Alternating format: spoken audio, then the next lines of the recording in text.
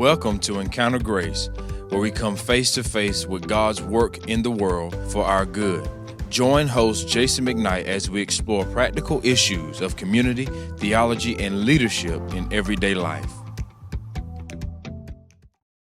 Hey everyone, and welcome to another episode of Encounter Grace. My name is Ben Hendricks. I'm the student pastor here at Grace, and today, again, I have the honor of getting to interview Jason McKnight, our senior pastor. A great honor for you, I know. A great honor. You always bring me in for these, just because no one else will do it, I guess.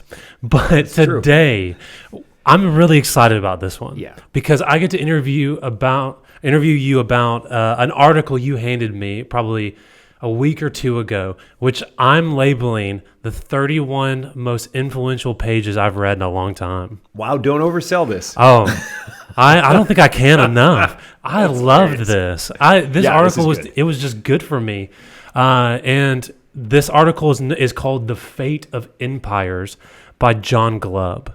And this was written a long while ago. Mm-hmm. But the 70s. But it's terrifyingly accurate and true, I think, today.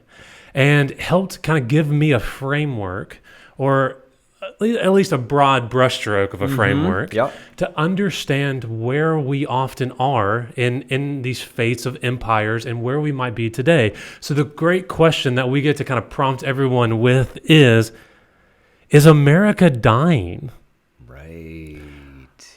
So what I would love is to kind of over the next 20 minutes or so, you get to help answer that question for all of our listeners, all of our viewers, once and for all. Is America dying? Well, that should only take 4 minutes. Okay, good. No. I mean, that is a good, and this will not answer everything, but let's just start talking. Let's just start learning together. You know, it's a podcast for thinking Christians, so let's think a little bit. You don't have to agree with everything, which is what's good about this, but so I read this when I was in college, and it was really helpful to orient me to bigger things than American history or Canadian history. You know, I did college in Canada. So here it is. What John Glubb does is he kind of does a romp through history, the last 3,000 years of kind of Western-ish, Middle Eastern and Western civilization history. And he looks at the 10 or 11 biggest empires in Western history. Persia, Greece, before then Assyria, looking at Rome and the Republic, and then the Empire. He calls those two different world powers. He looks at the Arab Empire. He spent a lot of time in Baghdad and in Jordan. The Mamluk Empire, the Ottoman Empire, Spain, Columbus and all that. The Romanov Russian Empire, and then the British Empire. And of course, this is written in the 70s, and John Bagot Glubb is British. And so these 11 different empires. Here's the interesting thing, and he says, this is what was fascinating. Each one of them lasted, give or take, 250 years. Each one of them lasted 250 years. And these aren't 5 empires. These are a lot. Yeah, it's not just like, 4 people on the... No, these, and through all sorts of different eras and different places geographically and technologically. And all of them lasted, give or take, 10 generations. 250 years. So that's fascinating by itself. I had never considered that many varied and disparate empires all having a similar lifespan. And then as I kept reading what he wrote, it got me even more excited to think through, the providential case of the stages of empires. Yeah, so and while we go, I'll kind of walk everybody through what these stages are. And there's, 6 of them, right? Mm-hmm. So we'll make them really clear, and I'll let you explain them for everybody. Okay. So there's first is the age of pioneers. Then it moves into the age of conquest, the age of commerce, the age of affluence, the age of intellect, and then lastly, the age of decadence. Which sounds so fun. Ooh, I know, that's what I'm waiting for. Chocolate cake everywhere. So maybe you can kind of walk us through what those mean and then hint at where we are as Americans. So the age of outburst or pioneers, that first initial stage, and what Glubb says is, he said, what's interesting is you often see a breaking onto the world stage of a rather small people, but invigorated and able, and through providence or through luck or through sheer hard work, they establish themselves and very quickly become known in the neighborhood as a great power. And often they overtake the current great power. Not in every case, but so often the current world empire or great power has become lethargic or defensive, or itself has become decadent. And so it's decaying from within. And so this outburst from this new, what becomes a world empire, this age of outburst, is really rather attainable. You just think of Alexander the Great. I mean, there he is. Like within 10 years, he's gone from Macedonia to weeping in India because there's no more worlds to conquer. That's what's called an outbreak. Or you think of Spain, and for all these years, it's these smaller little kingdoms, Aragon and Castile going back and forth. There's even Moorish kingdoms on the Iberian Peninsula until, bang, Ferdinand and Isabella, and they send old Columbus overseas and they get an empire. All of a sudden, they're on the world stage. Not everybody has the courage to sail where no one has sailed. Not everybody crosses a continent in a wagon train like we saw in our past. Not everyone fights his way from Greece to India. So there's a pioneer and outburst stage. And this is really interesting. Now, what follows really quickly is the conquest stage, the age of conquest in an empire. So almost concurrently, and it's maybe even just sort of one is just ahead of the other, but really when a people or a nation or an empire, you can call it that, but it's a little early, pushes outward and strengthens itself, it solidifies its gains and its territory and its hegemony in a region. And there's now undisputedly a new world power on the stage.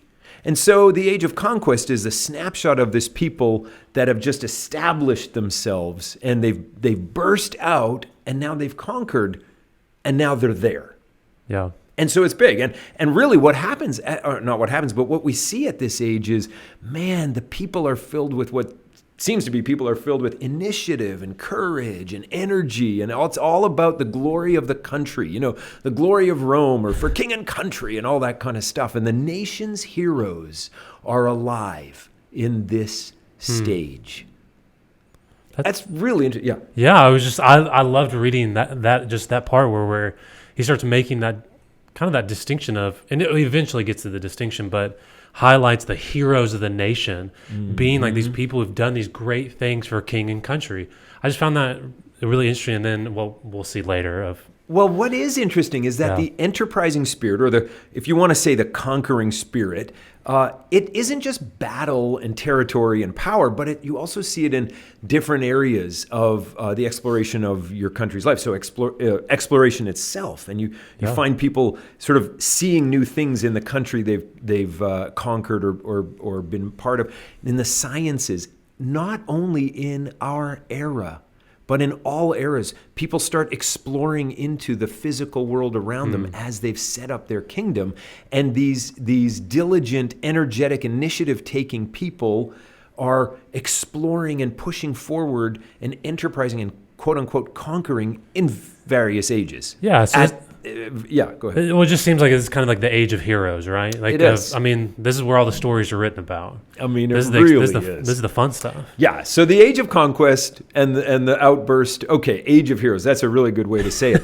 There's an interesting shift that happens very regularly in these great powers in history as that nation strengthens itself, solidifies its territory.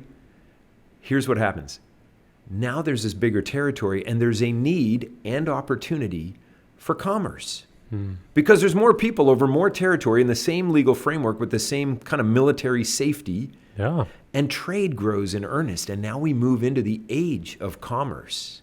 Again, these are not discrete. It's not like, okay, December 31st, we're done with age of conquest. Yeah, not hard and fast, right? So, it just helpful. happens. Those broad brushstrokes. Yep. Exactly. So trading, commerce, commercial expansion, and it all just happens naturally. It doesn't mean that every nation in the world is capitalist, or world empire. Absolutely not. This is a relatively recent thing, in the last 1,000 years in the West. Romanov Russia was not capitalist, but their economy exploded in the 1700s. Roman Empire, they weren't capitalist, but man, you think of Lydia from Thyatira, who was a trader in purple fabrics. Like, she moved for a better job from Thyatira. She was like the branch office from the headquarters in Thyatira over there in Philippi. She's a woman. Imagine the unnamed countless number of men all doing this all through. So the commerce, The shift moves from conquest to commerce, from the age of heroes to the age of merchants. I knew I got that from somewhere. I knew I didn't come up with that. From the hero and the great men, if you want to say great men in history, let's just say sacrificing all courageously for the growth of the nation, back then in the conquest. Now it's the merchant and the trader making better goods, selling them at a better profit. And listen, both are good. Sacrifice and diligence and pushing outward, but also trading better and better goods for a better price, for a better profit, for a bigger economy for everyone. Both are needed. Both are stages of development. It's not better or worse. It's just helpful for me because, I love this framework and this brushstrokes or whatever we want to call it because they're so interconnected. Mm-hmm. Like how naturally an age of heroes or an age of conquest does lead to an age of commerce. Okay, so that's the first three. Before we get into the next one, let's kind of help me out here. Let's compare these three ages, if you can, to kind of where we are in the American experience. Sure. Yeah, so that's good. So, I think everybody listening to this or watching this is probably thinking through, pioneers, conquest, commerce, how does that matter? Let me just say this. So we don't use the word empire. This article, this little booklet is The Fate of Empires. We don't like to think of America as an empire, but really it's just another term for great power or superpower. Or nations. Nations, big, but not just nations, because we're not talking Denmark. But we're, no offense, Denmark. We're just talking about the biggest of the big, and we just call that superpowers today. The other fun thing that I think is so worth us remembering right now is of all the 11 or 12 world powers or superpowers or world empires, America is an experiment because ultimately it's an idea and an ideal.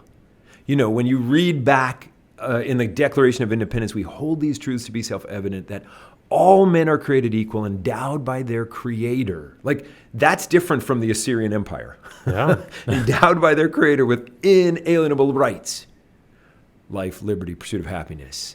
So the thing that's different about America is there's this idea and ideal that God has given rights to every human, and together we can safeguard them and enhance individual lives. In fact, the only proper role for government is as the safeguard of of individual rights and liberties. That's what we say in this country. So it's going to mean a little bit different as we think of pioneers, conquest, commerce, but we just need to remember that the ideal, and it's going to come in actually in the second half. Outburst, pioneers, the age of pioneers, sure, we see that. Everyone moved from the old world to the new world for freedom from religious persecution. Really, the American dream was religious freedom. Just ask the Pilgrims; they know this. That's what it was. And then freedom from all sorts of ways comes from religious freedom. But we definitely see a definite outburst in this age of pioneers. Again, though, we're not talking about an ethnic group of people like the Macedonians taking over the Persian Empire. Like this was a group of Macedonians who burst out and took over the Persian Empire. We're not talking about that. These early settlers here, these early colonists, they come from Germany and England and Holland and France and Scotland and Ireland, Spain. It's not just one tribe of people, but there's this Christian Europe outburst into the New World. Age of conquest. Well, nobody likes talking about conquest. This is not in vogue. But the reality is that the territory of what is now the United States went from being a big number of warring indigenous nations to being organized into 48 states. And as with every world power in history, people were displaced. Now, this is a fact of history. As we're examining, it's not to excuse that displacement or mistreatment, but neither is it good to accuse America of being especially evil. No. It's just what happens in history, and we're just doing analysis. We're not doing anything more than that right at this moment. But we too went through this age of conquest where territory was settled under the hegemony of this people. Okay, great. Commerce. Did the age of commerce follow the age of conquest? Yes, unless you slept through all of American history. I mean, the American experiment, seriously, like it's so fun to watch the growth of commerce in this new land in the 19th century and late 19th century into the 20th century, and then for sure after World War II, in the lead up to World War II and after it. It's just so exciting. Yeah, of course, commerce. We don't even have to say anything more about that. Yeah, it's amazing how the States it just exploded in commerce. Okay, so that's really helpful. So what are the next three? What does that look like for us? Sure. So from outburst to conquest to commerce. Now pretend you're in the age of commerce in any nation, any of these great nations, any of these superpowers or in history. We're in ours, so just pretend you're in ours. The age of commerce, which is the last of the first three, we just kind of talked about it. In the first half of that age, where it's still overlapping with conquest, this noble hero spirit is still alive and well in the nation. The optimism about the country's future. And at the same time, commercial activity and prosperity is ramping up in amazing ways. And so the hero spirit is alive and the prosperity is growing and wealth keeps flowing into this nation. And now what happens is, how do we make use of all this wealth? And what happens is civic pride abounds. Community projects find great patrons, arts and architecture, all sorts of great noble buildings and building structures and symphonies and theaters and these kinds of things. Like this is what's going on. Sports teams, just whatever it is. Like more investment in the great projects for the country as a whole. And also the merchants are building great manors and palaces. We've all visited the Biltmore. Yeah. Like it's just unbelievable. And for Glubb, actually, as he writes, he points to this first half of the age of commerce sort of as the conquest spirit is still alive, the hero spirit is still alive. He says it's a particularly splendid moment, which I think that's how he talks. Yeah, for sure. In the country's history, where the ancient, and I'm quoting here, the ancient virtues of courage, patriotism, and devotion to duty are still in evidence, and the nation is proud, united, and full of self-confidence. And so that's kind of as the age of commerce expands. And then what happens? It moves into the fourth stage, which is the age of affluence. Obviously, a lot of commerce leads to affluence. Okay, we get that. Yeah. So the nation is secure militarily, economically, and what comes next? Widespread affluence. And this is neither good or bad. Yeah, go ahead. Yeah, well, so it's kind of moving from no longer being military focused. It's no longer just going for glory. Or I think it even like shifts away from duty, but it goes into, what would you say, like as it's shifting forward? Yeah. So, from the idea of let me expend myself for the country as a whole to let me expend myself as I make money. Yeah. That's what happens as you move through these ages into the age of affluence. And, money seems to replace honor. Wealth seems to replace adventure as what the best young men and women of the culture do and seek for. So it's an era of comfort and ease. And we know that in an era of comfort and ease, duty is always lost. Wow, that's true. So the self, as opposed to the nation or the community, is the center of our consciousness. The object, as he says at one point, the object of the young and the ambitious is no longer fame, honor, or services, but cash. I like his turn of phrase there. And it's kind of true. Here we are in the age of affluence in going through these things. It's not just America. So he goes all the way back to the Arab Empire, 1058, in the sort of the last half of the 11th century. And there's this one Arab thinker, Ghazali, and he complains again and again about how the educational standards are being lowered in the schools and the students no longer pursue higher education to acquire virtue and learning, but rather to obtain qualifications to get a better job. This was on the news yesterday? It's unbelievable. It was on the news yesterday, and it was on the news in 1090. Oh, no, this is getting scary quick. He could Rip Van Winkle and be awake today, and it's the same news story. It's just nuts. Another hallmark of the age of affluence is defensiveness. protecting what we have because we've built it. Yeah. Now we have it and it's ours and there's wealth and there's comfort and there's ease. And so now we protect what we have. I mean, this is really interesting as you see him flesh it out like this. Let's protect our prosperity. I loved the illustration he gave with the Roman soldiers, right? When they first started, they would build trenches with little passageways over it. So in case they were attacked, they could be guarded, but also counter-maneuver and be able to attack back. Right. But by the time they had made it to this age, instead of building these little passageways and all of these things, they would build large walls. Forts and walls. Right? Defensive. Yeah, exactly. That's exactly it. So instead of the trenches that you can, that's great. I'd missed that one. I love that. So then we move from affluence. Is that how you say it, or affluence? Well, I say affluence. All right. So, I'm not Canadian. I'm not affluent, I can't fake a British accent like you can. So from the age of affluence to the age of intellect. Isn't that interesting? So as we've said, the mind now is elevated above all. Goodbye cash. Now we're looking for cachet. No, he didn't say that.